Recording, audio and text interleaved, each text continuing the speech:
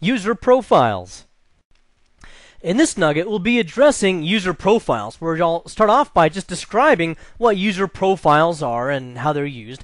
Then we'll take a look also at the differences between XP and Vista profiles. And some of those differences are going to be key in determining what you can and cannot get in between these profiles. Some of them are not compatible.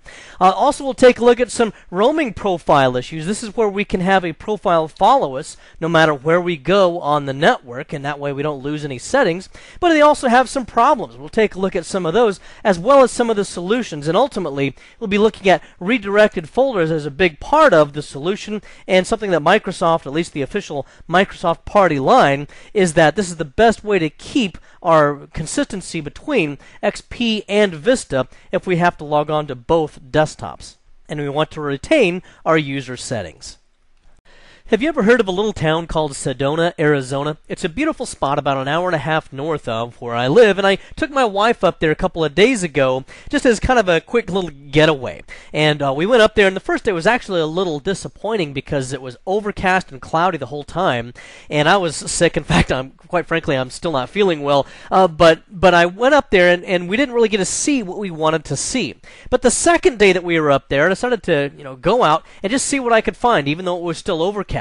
Well, for a brief moment, the sun came out, and for some of you that maybe already know me a little bit, you know that I'm a photographer and I love to shoot pictures. So finally, the sun broke through for a brief moment, and I was able to set up the tripod and photograph this shot of something that we call coffee pot rock. And that's what this is over here on the right. That's the coffee pot rock. And you can see this is where the handle would be if it was a coffee pot, kind of like an old-fashioned looking coffee pot. Here's where the percolating part would be, and this would be the snout, or the spout, I guess it would be called, there on the front. So I saw this for only a brief moment, and I was able to photograph it in just a moment there, and then the sun went back behind the clouds, and that was it for pretty much the rest of the day.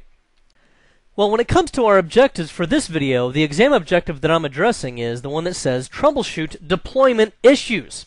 Now, you might think to yourself, okay, great, what does that have to do with this picture?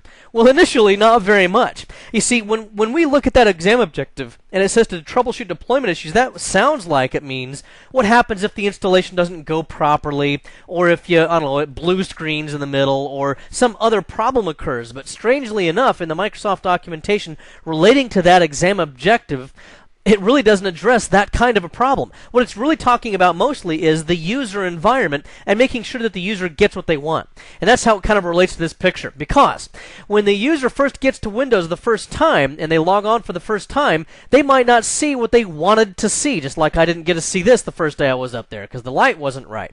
Instead, when they see their desktop for the first time, they'll probably see some kind of default Windows wallpaper, and then they'll see nothing. Just like we see here, there's no shortcuts on the desktop, there's no My Computer, and especially if they're coming from Windows 2000, they won't be able to see My Network Places or any of those other kinds of icons that are normally on the desktop. All we see here is the recycle bin, apparently because Microsoft expects us to make lots of mistakes or something.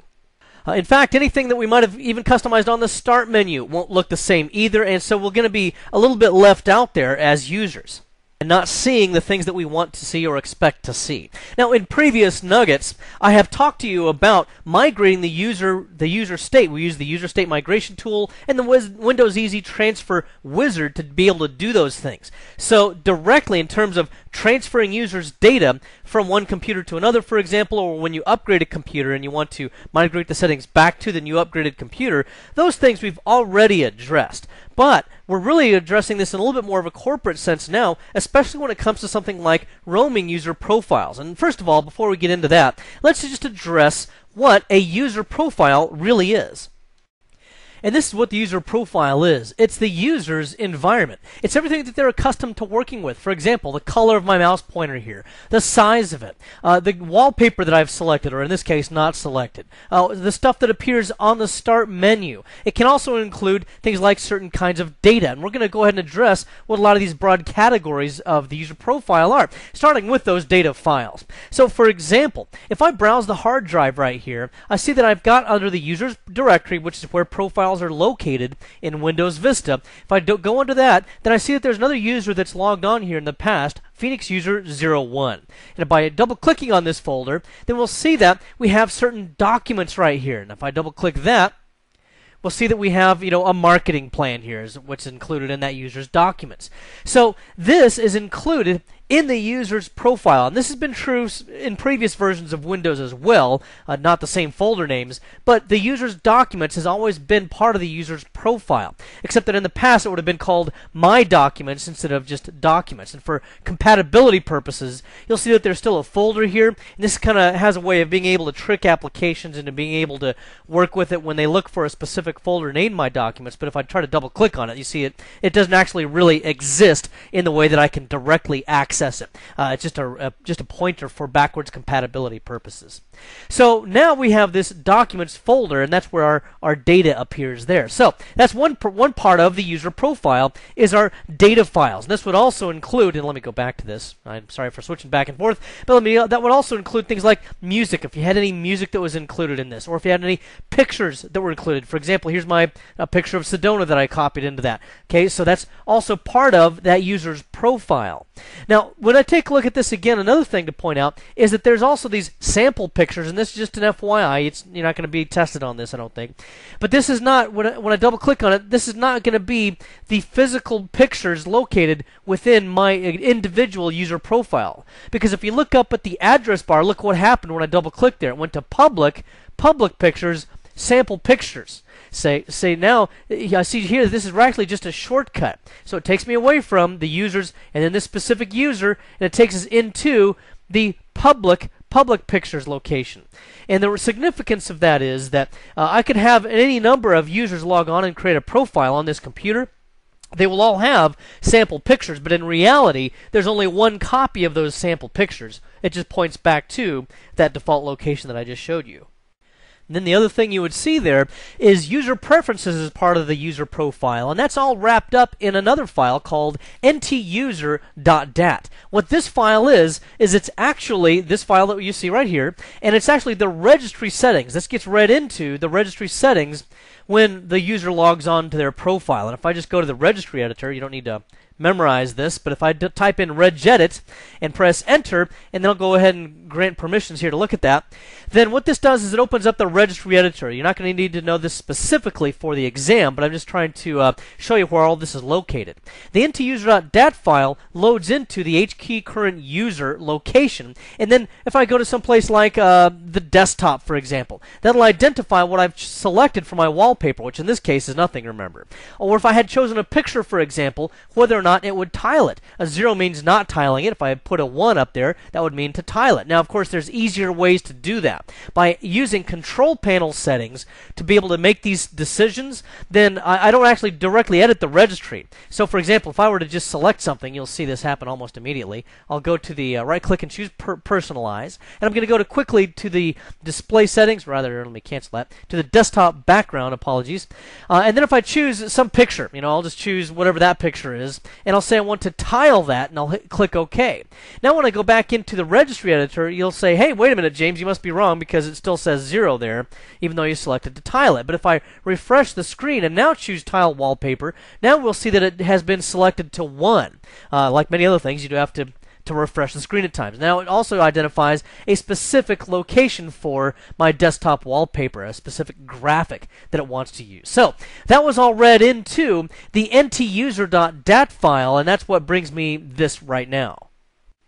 The next thing you'll see there will also be application settings as part of the user profile. For example, a few nuggets ago, I had the Klingon English Dictionary and some custom toolbar configuration settings in Microsoft Word. Well, that's also part of the user profile. If I were to log on to that same computer as a different user, they wouldn't have the Klingon Dictionary or the same toolbar settings that I had selected, because that can be application settings unique to a specific user profile. And then there are your desktop items. So if I go back here, for example, to my Phoenix User 01 account, and I go to their desktop, then I can see that if I were to log on to that user account and see their desktop, then I would see this folder right here, or there are this shortcut that would appear on their desktop. It says, instructions for images, and it gives a specific instruction that that user is supposed to do for some reason. Now that's neither here nor there, but any shortcuts that they have on their desktop would then be part of that user's profile. So if another user logs on, they will not see that same shortcut. In fact, I don't see it either as a different user. We see that there's nothing on my desktop here. And then there's also the start menu settings. This can be a number of different things. It could be any kind of custom configuration you've done to the start menu. For example, on my start menu, I've decided to take off any of the recently used applications in here just because it looks a little bit cleaner for video purposes. But if I right click and choose Properties, Start Menu, and then I go to my start menu item here and customize it, well, anything I select in here is only relative to my individual logon. Another user who logs on will not see the same settings. They'll see whatever it is that they have configured or not configured. So those are all things that are just examples of and key parts of the user profile. And there's some other things as well, but that's the biggest part of it. Now you also need to be aware of differences between XP and Vista in the profile differences there. Now I say XP here, but that also, by the way, really also includes 2000. We'll just kind of lump those two together. And I'll just collectively call them XP for our purposes. Sometimes you might also hear people refer to these as down-level versions of Windows. Now, when it comes to these, though, and the differences, the big difference is going to be in the folder names. So, for example, in 2000 and XP, we would call that Documents and Settings. That would be where a user's profile was located, and we can see that by this XP connection that I have going on here, so that if I go to my computer, then I can go to the local disk, and we see Documents and Settings, and any user that's logged on here in the past will have a profile created there. So that's an example of where the profiles are located under those down-level operating systems. One frustration with that, by the way, is that we had a space in there, right? Between Documents and then and in Settings. The frustration with that is if you're a command line administrator and you're trying to do something like copy files or something from a Documents and Settings location to some other place, well, you have to put quotation marks around that path from the command line, and inevitably I forget to do it, or I only have one quotation mark, and then the command that I just typed in bombs out. And sometimes these get to be quite lengthy as well. That's a lot of typing in there that's really not necessary. So Microsoft has now abbreviated that to just the users folder, and we don't have to have quotation marks around it now because, of course, there's no spaces in that. The same spaces issue also applies to the application data, which used to be located under our down-level version of Windows under local settings, and again, we'd have to put that in quotation marks from a command line. Now that's all been moved over here to app data, much easier to work with here than what we've had in the past from the command line. So just different folder locations. This does have some impact, possibly, with the applications you work with, because some of them might be hard-coded to go to exactly Documents and Settings or exactly local settings. Any good programmer should write their applications so that it can go to relative paths instead, which would be things such as percent user profile percent instead, and then it would just direct it to wherever the location of that user's profile was, and you would not have to go to exactly this kind of a location. Now there's also no My anymore. Remember in Windows XP in 2000 we had My Documents, My Pictures. Let's just take a look at it. We have all of these different things. So if we go into a profile here, we'd have My Documents, My Music, and there we'd have Music, My Pictures, and underneath that you'll have various pictures and so forth. Well, Microsoft has removed the selfish term My, and we no longer have that under Windows Vista. So that if we take a look here again at our profile directory, which is located again under Users, and I go to look at that user here, then we just see, where is it? Music. There it is, Music, no My Music. We just see Pictures, no My Pictures. So it's been greatly truncated in that respect, and again, since there's no space there, it doesn't trip you up at the command line. There's also the All Users and Public profiles. The all users profile and public profiles are really the same purpose if you're in a down-level operating system or if you're in Vista. And the purpose of it is anything that I put into the all users or public profiles will apply to all users that log on, because if you're logging on to 2000 or XP machines, it combines that individual user's profile under Documents and Settings with any other additional settings that appear in the All Users folder. If you're logging on to Vista, then it combines your individual user profile with whatever is in the public directory there, and it kind of mashes the two together, and the result is your end result with your user profile. And the advantage of using something like public or all users, depending on your operating system, is that I can set something up, maybe a desktop shortcut or something like that, that would then appear to all users that use that particular computer. And a lot of times you'll see this with software that you'll install, because it will install software for all the users, and sometimes the software will even prompt you for that. Do you want to install this program for all users of this computer or only this individual user? And if you choose all users of this computer, then probably a desktop shortcut will appear for that application, or a start menu item, and other related things. So these are kind of a one-size-fits-all, or one profile that applies to everyone. Now, in corporate environments, you might have users that use multiple computers, and that's where roaming profiles can come in handy. Because you see, if I don't have roaming profiles, and I log on to multiple computers, then I have to custom configure my user settings on each one of those computers. Kind of time consuming, and it's just a little bit of a frustration for the users. But what I might opt to do as an IT staff person is I might decide, hey, I'm going to configure roaming profiles, and that way the profile follows the user. So no matter which computer they go to, they get their same desktop settings, the same mouse pointers, screensaver, all that kind of stuff is going to follow them. Now, how do I configure that to happen? Well, three ways of doing that. For the 70-622 exam, you're probably only going to really need to know about this first one. And that is where you configure the user account properties in Active Directory. And this is all going to assume Active Directory for the corporation. Now, just as kind of bonus information, I'm giving you a couple of other ways of doing that as well. Because configuring the user properties is a manual process that you'll have to configure on each user account. Well, that could be dozens or hundreds or thousands of user accounts, and that might not be practical for you if you've already created all your users. If that's the case and your users already exist, you could also use dsmod. That's not going to be on the exam particularly, but dsmod is a directory services modification tool that I can use to modify existing user accounts to point them to a profile directory of my choosing. Also, if I haven't created accounts yet, but maybe I got a whole gaggle of accounts to create all at once, I can do that in a batch file using dsadd. And you might have seen some of my previous videos for Windows Server 2003 that talked about these utilities. But using dsadd, I can then enter in a parameter there that specifies a profile directory location for that as well. And I'll show you how to do that, by the way. I'll just use dsmod as an example, and it's very similar if you use dsadd or dsmod, either one. And then I'm also going to show you how to use a template. Again, probably not on our exam, but just another way of shortcutting this and making it easier for you to work with. So, without further delay, let me just go over here to my DC Nugget 1 domain controller for the nuggetlab.com domain. And having gone here, I'm going to access Active Directory users and computers. And here I've got a custom console that I've created, and I want to go to Active Directory users and computers. Now, in mine, I've custom created this. You can do that by going to a start command line. You can just go like a start and then run, and then you can type in MMC and press enter.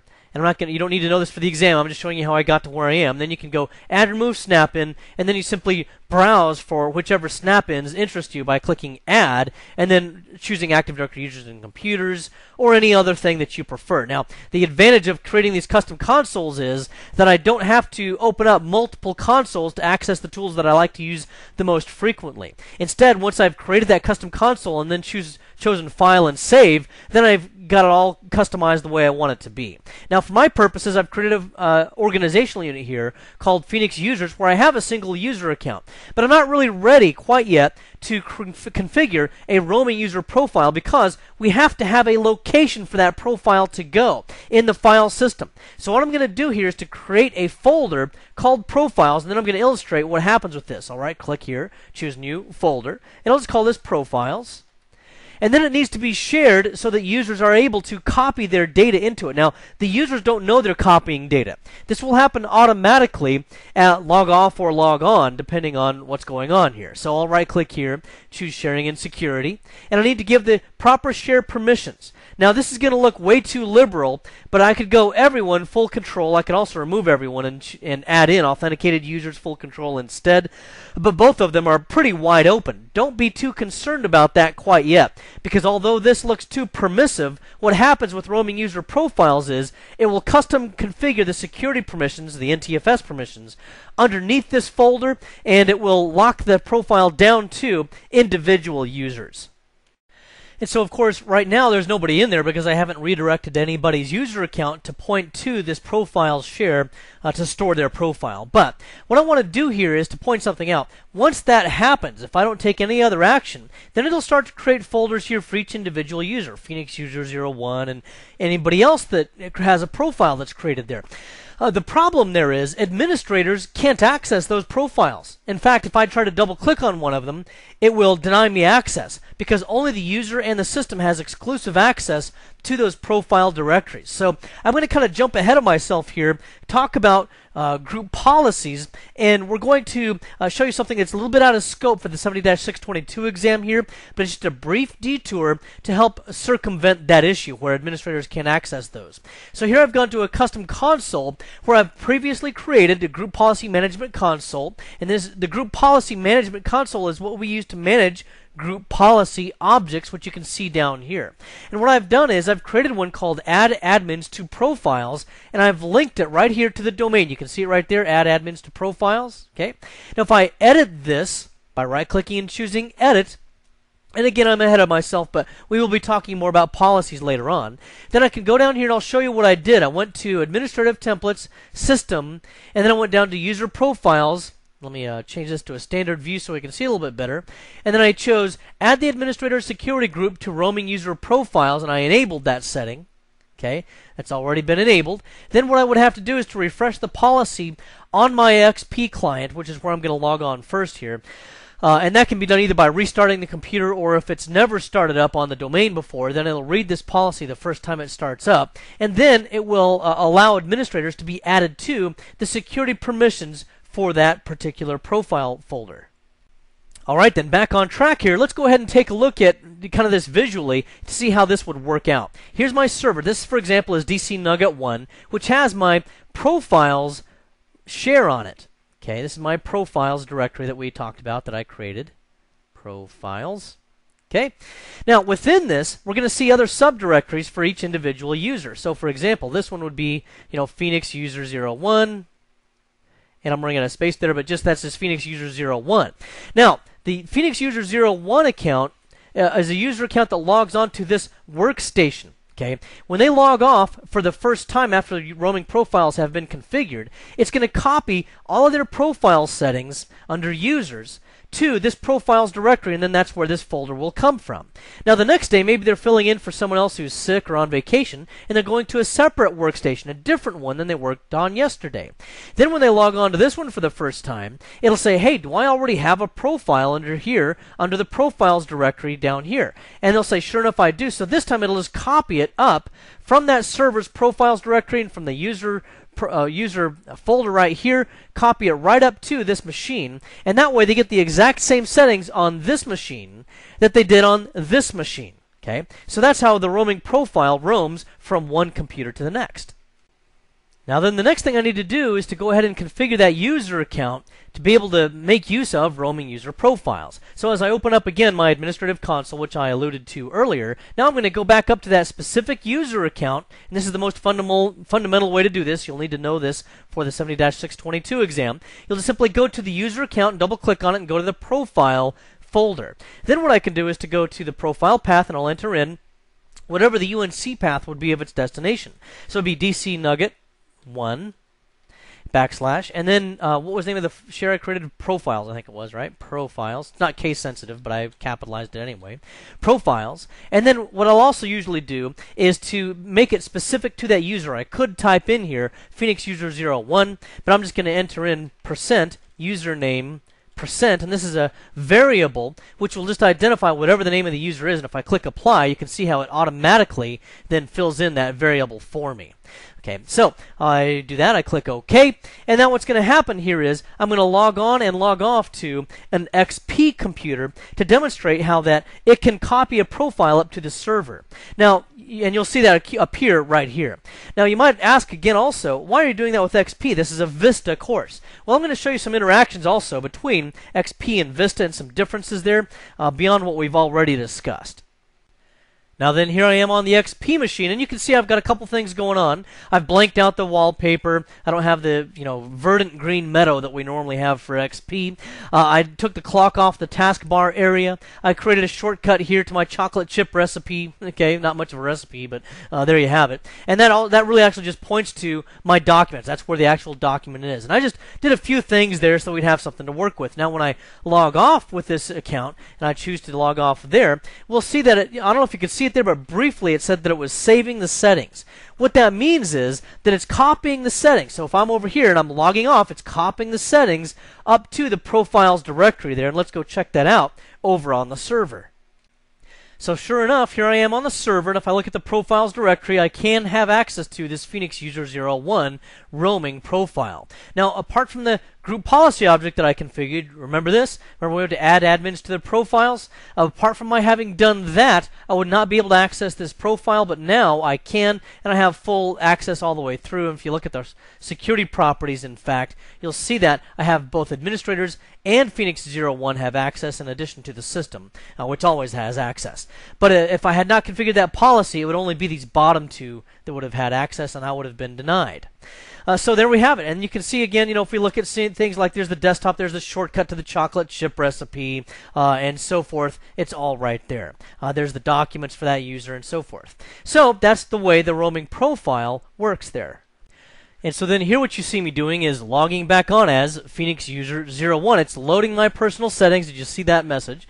That means that it's reading it from the profile server. And sure enough, I have no wallpaper. I have my shortcut here. I have no clock in the tray area. That was all part of my configured settings. And in addition to that, if I right-click and choose Properties, I don't think I mentioned this earlier, but on the Screensaver tab, I had disabled the screensaver, and that now also appears here as well. That's part of, by the way, that's stored in the ntuser.dat file. So my profile is intact, and I could go to any other number of computers in my environment here, and I would get the same exact setting no matter which XP client I logged onto.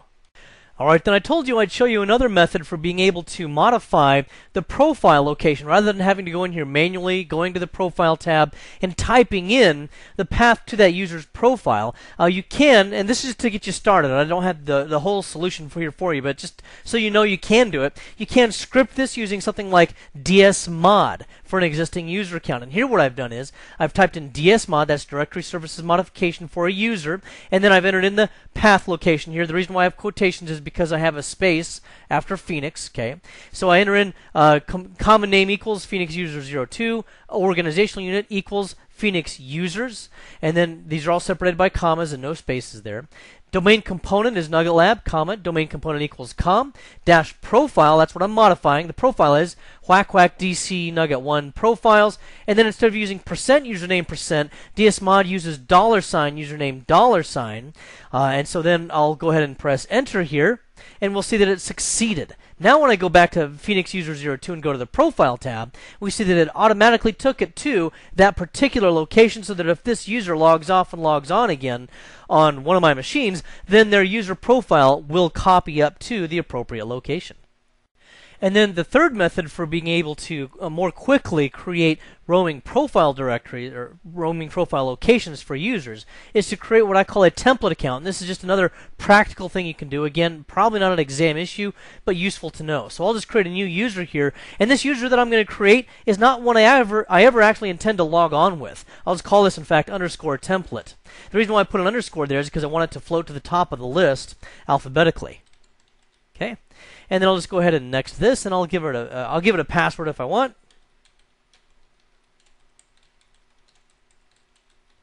And we can have the user change password at next logon or whatever. I'm going to say on this one the password never expires, but the account is also disabled because I don't want to actually use this account. This is going to be kind of a dead account that I'm going to just use to create other accounts. And you'll see what I mean when I get to the finished here. So once I click on that, then we'll see that it is a disabled account. There's the little red X that identifies that. And then I can configure whatever I want in this. I can say in my profile path, for example, whack DC Nugget 1 profiles, and then %username %.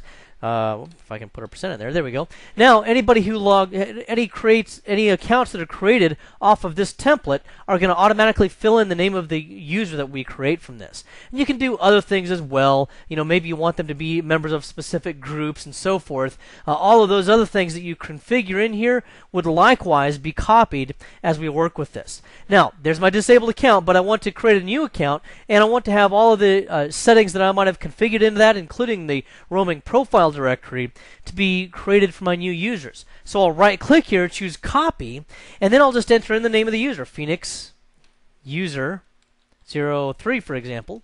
Phoenix user 03. Next, and I'll enter in a password. And then this time I'll just choose the account is not disabled, so I'll clear that item. And any other options that I want to in this as well, I'll just leave it the way it is for now. That should be just fine. And then I choose next and finish.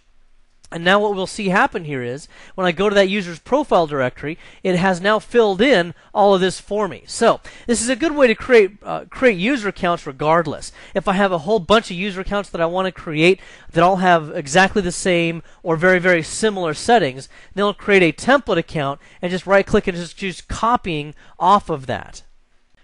Now then, just to prove that we do have roaming profiles that can copy the profile from the profile server to another system, even if that user's never logged on there before, what I've done is I've gone back to the same computer, XP Client 01, and I've gone to my computer earlier, where I've gone to the Properties and then the Advanced tab.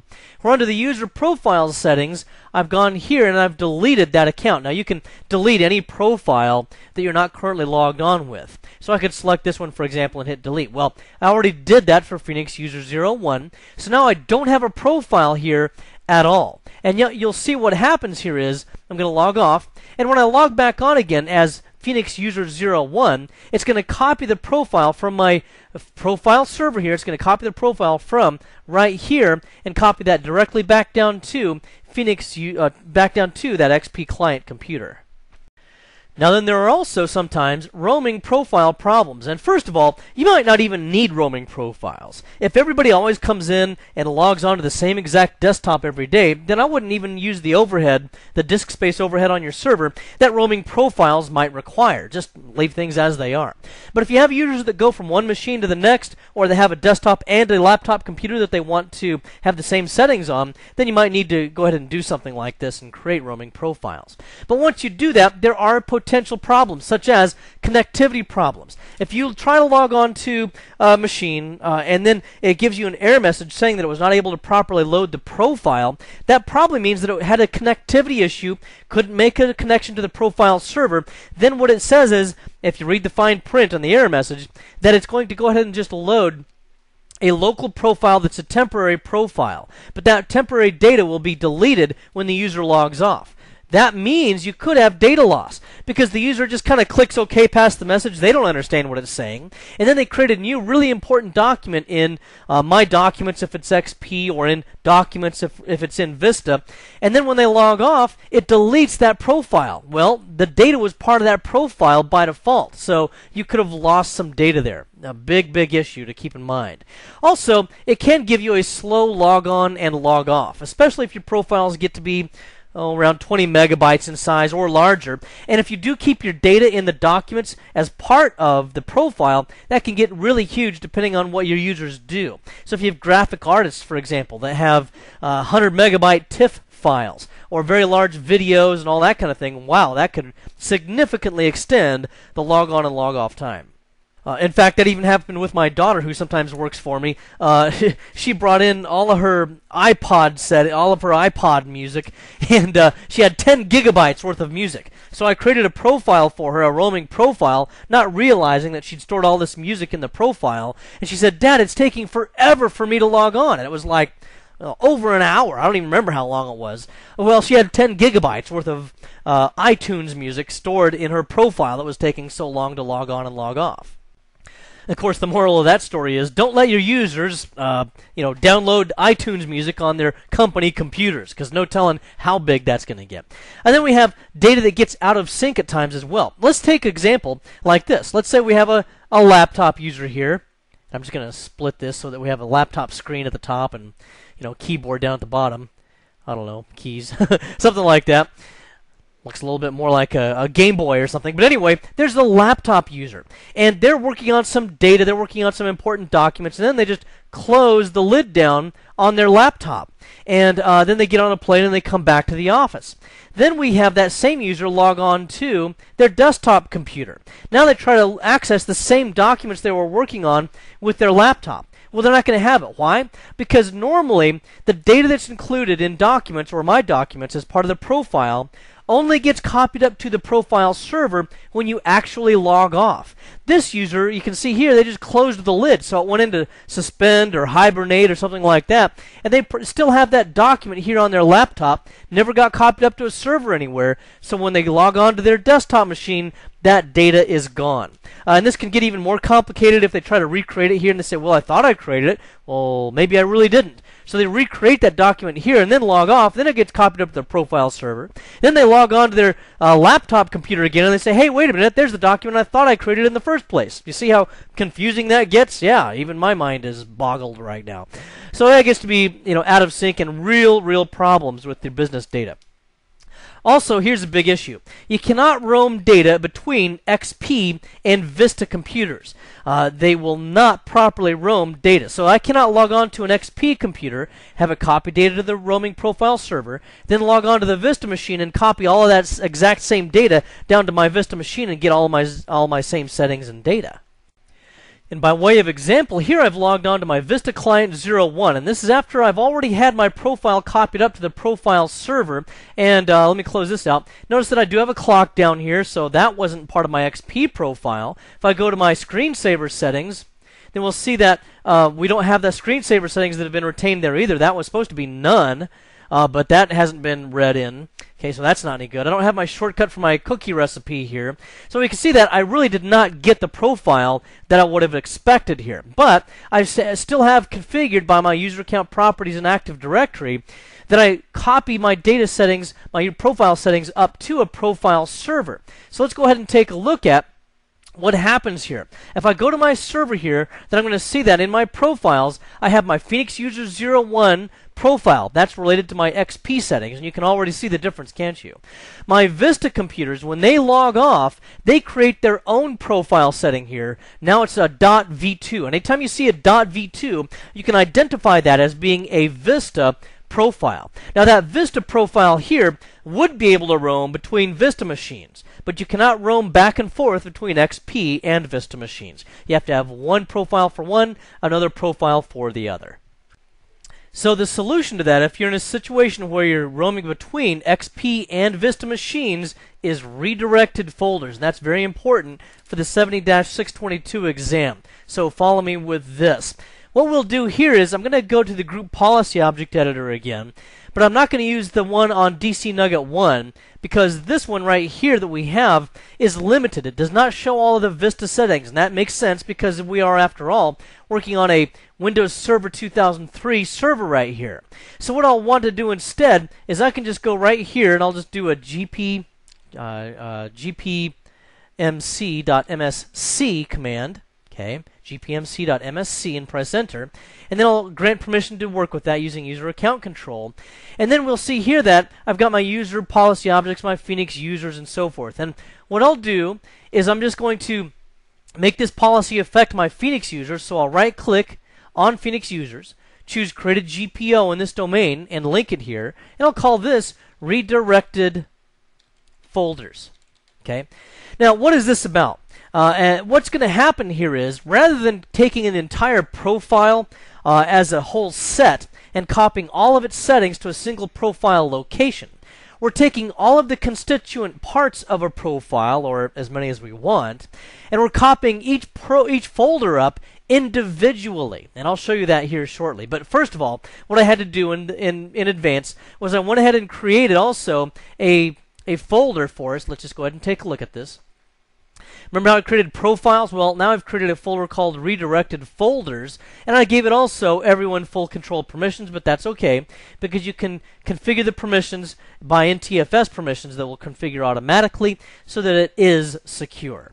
Now once I've created this policy, I have to go ahead and edit it. That again, that message that we just saw there just told me that I was working with a link only. That's okay.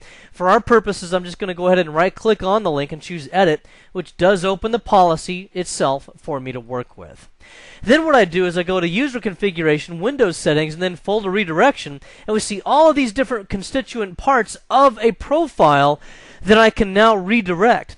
So if I want the desktop to be redirected, I can do that. I can right-click here and choose Properties, and then I'll configure this with basic settings. I can also do Advanced, which would specify different locations for different user groups, so that if I was a member of the accounting user group, security group, it would redirect me to server 1. If I was a member of marketing, it might redirect me to server 2, and so forth. I'm going to keep it simple here and go to Basic, redirect everyone's folder to the same location. Okay. Now, what I could do is a couple of different things. I could redirect to the local user profile location. That does me almost no good whatsoever because that's what it would already do if I didn't have roaming user profiles. Now, basically, that's saying retrograde me to local locations. I could also redirect to the following location and then just enter in a path. Now this, you're probably not going to use a whole awful lot because that would redirect all users. Let's say I've got 20 users here. It would redirect all those 20 users to the exact same desktop location. But that might not be desirable because different users might want to have different items on their desktop. This would be useful in things like kiosk environments or where I did really want everybody to have exactly the same desktop. In our case, and what's going to be the case for most users, is you want to create a folder for each user under a root path, and then I'll enter in the UNC path here, DC Nugget 1, and then, what did I call that? Redirected folders as one word. And then you can see here that it will automatically then create the name of the user, and they just put Claire as an example here, and then desktop. And then I just click OK. And then it says, if it's not applied to 2000 and all these other operating systems, you will no longer be able to change any folder settings in this GPO from those OSs. Do you want to continue? First of all, that's a very poorly worded dialog box because it's got a double negative in it. So Microsoft is, in their own internal documentation, they've told themselves not to use double negatives anymore. So I'm going to take a look at that double negative, and I'm going to make it a triple negative by clicking no. How about that? So what I'll do instead here is just explain it very simply to you here. This relates to settings on the Settings tab, where it will currently, the settings that I configured there on the Target tab, they will only apply to Vista machines. But using this checkbox, I can now also apply it to all my down-level clients. Here's also where it applies exclusive user rights to the desktop, to only my individual users. That's where it's going to custom configure the NTFS permissions to individual users. And if I already have contents of my existing desktop, it will move that to the new location. Okay. If I decide to ever delete this policy or remove it somehow, then it will leave the folder in the new location when the policy is removed, or it could redirect the folder back to the local user profile when the policy is removed. Those pretty well explain themselves, but I'll leave it at the top option there. So now that's pretty much set all the way I want it to be. I'll click OK now, and now what it should have is it should give me the ability to redirect the desktop folder. And now then, you could do as many of the rest of these as you wanted to, but probably the most useful of all the rest of these would be documents. So I can redirect documents to a specific location here as well. So I'll right-click on Documents and choose Properties, and I'll configure that in a similar fashion. I'll redirect everyone to the same location. And this time I'm going to redirect everyone to whack whack, DC Nugget 1, and then I'm going to go to Redirected Folders.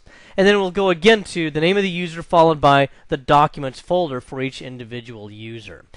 Similarly, again, I do have the advanced setting that I can do for various user groups. And on the settings tab here, again, I can also apply this to previous operating systems that you can see here. And that's what I'm going to go ahead and do now. And then I'm just going to go ahead and say yes, saying that I do want to configure it that way. Now then, to illustrate that this works to some degree, let me go ahead and take a look here at XP Client 01 where I've logged on again. Now with this one I've logged on, notice that I get a swirl icon in my shortcut here. That's going to mean that this is an offline document. Anything that you redirect, any folders you redirect, become offline files or folders. And this means then that even if there's a network interruption and I cannot contact the profile server or any other file server, then my original documents will still be available, okay, because it's cached locally here on this machine. Now here also, if I go to my documents, you can see I've gone there. Again, these are all also available offline, and you can again tell by the swirl icon. That's what Microsoft calls it, a swirl icon. I don't know why. Maybe there were some of the geeks there at Microsoft got lots of swirlies when they were in junior high or something. But anyway, there's my chocolate chip recipe, and it's still just as lame as it was before. So there that is. And so we still get that. Now let's go ahead and take a look at the Vista machine. Let's see if I can switch over to that. And here again we get the shortcut over here, but this is a broken shortcut as well. Why? Because it's pointing to an old location. So this is not bulletproof. In fact, on the XP machine, if I'd have double-clicked it, I would have gotten the same message. It doesn't really work anymore. And the reason for that is because it points to an old location. The shortcuts in Vista and XP don't really update very well automatically on their own. So then I would go ahead and click on the Start menu here and go to my Documents. And then here again, we would see that all of these things are still available. They're also available offline for me. If I double-click on it, same lame recipe still appears. Now notice there are some things that don't quite make it over though. Like, take a look for example here. I got a clock down there. I also still don't have the wallpaper settings that I did on my XP, or rather my screensaver settings that I did over on my XP machine. Remember, because XP it had none. Let's confirm that by going back to that XP machine, by the way. If I go over here, no clock, go to the desktop properties, screensaver, yeah, sure enough it's none. Why is that? Because under any circumstances, regardless of what folders you do or do not redirect, you cannot synchronize together the ntuser.dat file. Those will always be independent between XP and Vista, and things such as the clock on the taskbar area, and also the screensaver settings and many other personal preferences that I would set are stored in that ntuser.dat file, which cannot roam regardless. Now, going back to our policy here, redirected folders are not something that's necessarily brand new with Vista. For example, if I go back over here to my other machine, and I go to my administrative console where I've got also a copy of the GPMC, then we're going to see that it's going to expose to me only the old settings that it used to be able to work with. So if I right-click here and choose Edit, then we'll notice that it does not have anywhere near as many settings here under Windows Settings and redirected folders as we do over on the Vista machine, which is able to expose additional policy settings. And so we go to folder redirection, and sure enough, there's our different items that we can redirect: application data, desktop, my documents, and start menu. That's all we used to have over here on Windows XP and Windows Server 2003. However, here on my Vista machine, I've opened the same policy, and look, we have a lot of additional items here that are available to us that were not available on down-level operating systems. Now let's also take a look at really what a lot of the benefits are for these redirected folders. Now, we've had redirected folders in the past, and it really works out very, very well. In fact, going back to my XP machine here, probably the most critical one that we've used in the past has been my documents. Very, very useful for making sure that we continue to keep our data, and that gives us the biggest advantage right here with connectivity problems. So that if I have no connection on purpose, for example, maybe I've got a laptop that I was working on in the office, but now I'm on an airplane 30,000 feet in the air. Well, there's a connectivity problem. I don't really have a network connection back to my home office. So my documents would have been orphaned. But because of redirected folders, which automatically makes my documents available offline, now I have a locally cached copy that I can work with, and they will automatically synchronize when I reconnect to my network at a point in the future. Also, I'm going to get faster log off and log on times because really the documents are all on the server. The only time then that there's an interchange between the server and the client is if there's an update in the files, and it's going to be much, much faster than full roaming user profiles.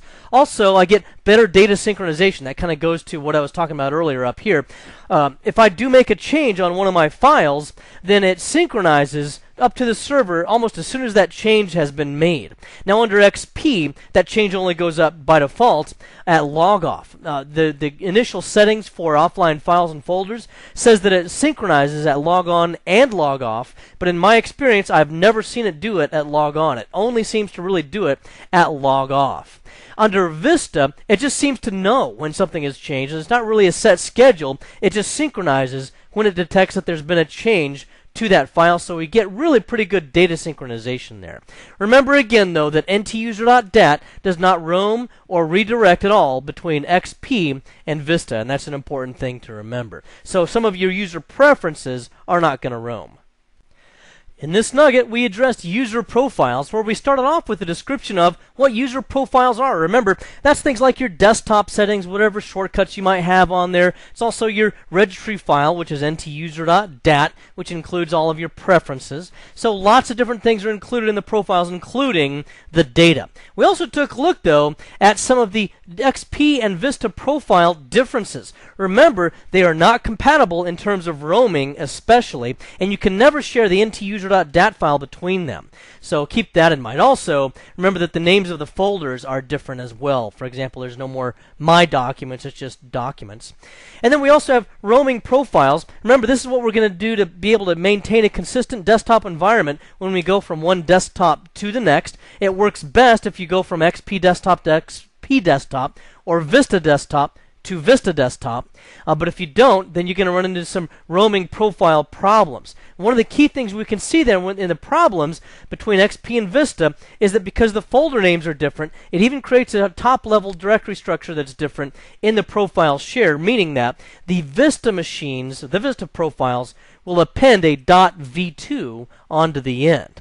Now, the best way to get around these inconsistencies is to redirect the folders so that you can redirect all the most important things like the start menu or the desktop, and most importantly, the user data to network locations, and then it will be made available offline as well. Well, I hope this has been informative for you, and I'd like to thank you for viewing.